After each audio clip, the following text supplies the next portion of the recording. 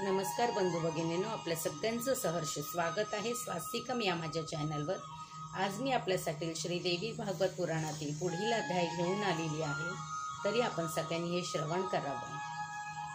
श्री गणेशाय नमः, श्री सरस्वतीभ्यो नमः, ओम नमश्च चंडिकाय।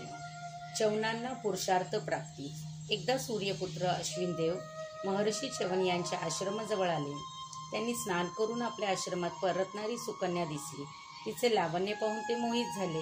त्यांनी तिची चौकशी केली तेव्हा तिचे पती नेत्रहीन असून वयस्कर आहेत असे त्यांना समजताच त्यांनी तिला वरण्याची तयारी दाखवली। पण पतिव्रता कुलीन शीलसंपन्न सुकन्येने ते मान्य केले नाही। उलट तिने त्यांना आपला धर्म समजावून सांगून त्यांना आपली वाट धरण्यास सांगितली। पण त्यांनी सुकन्येला तिच्या पतीचे नेत्र तसेच तारुण्य परत येण्याचे प्रलोभन दाखविले। तेव्हा आपल्या पतीकडे जाऊन तिने काय करावे असा सल्ला विचारला। तेव्हा पतीने तिला त्याचे म्हणणे मान्य करण्याची आज्ञा केली। परत येऊन तिने अश्विन देवांना सांगताच त्यांनी आपल्यासारखेच दिव्य असे रूप तिच्या पतीला चवन मुनींना दिले। नंतर ते तिघे सन्मानरूप असलेल्या अवस्थेत तिच्या समोर उभे राहिले आणि तिने आपल्या पतीला तरी ओळखावे किंवा यांच्यापैकी कोणाला तरी वरावे असे ठरले। सुकन्ये पुढे मोठाच पेच पडला। मनोमन पराशक्तीची विश्वेची शिवादेवीची ध्यान करून ती तिचा धावा करू लागली। तिने म्हटले, हे जगन्माते, मी फार मोठ्या संकटात आहे।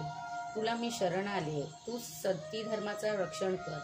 तिची प्रार्थना देवीने ऐकली। त्रिपुर सुंदरीने तिच्या मनात ज्ञान उत्पन्न केले, त्यामुळे तिने बरोबर आपल्या पतीलाच वंदन केले। तिचे पती अश्विन देवांवर प्रसन्न झाले। त्यांनी कुमारांना वर मागण्यास सांगितले। त्यांनी सांगितले, आम्हाला पित्याच्या कृपेने सर्व काही उपलब्ध आहे, पण आमची एक इच्छा आहे, ती म्हणजे देवांबरोबर सोमपान करण्याची। चवनांनी तथास्तु म्हटले आणि ते सर्वजण आपापल्या स्थानी परतले। श्रीदेवी पर्णमस्तु, शुभं भवतु, शुभं भवतु, शुभं भवतु। ओम नमश्च चंडिकाय, ओम नमश्च चंडिकाय।